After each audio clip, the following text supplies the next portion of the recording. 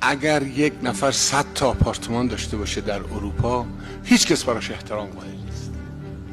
اما اگر یک نفر در یک کارگاه زیر پله‌ای 5 تا کارگر بیمه کنه، مردم به حاکمیت براش احترام قائل.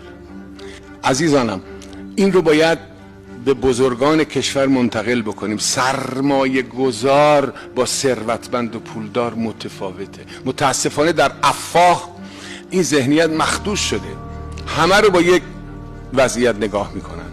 پولدار هست، نه خیر.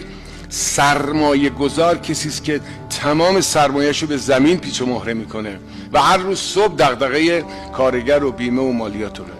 اما کسی که پولدار هست، 10 تا آپارتمان داره یا به هر شکل یا به هر صورت، هیچ دغدغه‌ای از نوع تولید ندارد. این ادبیات در این کشور باید اصلاح بشه تا جایگاه تولید کننده مظلوم ما، توانمند ما، زحمتکش ما در افواه، در بین مردم جایگاهش تثبیت. این کار صدا و سیماست.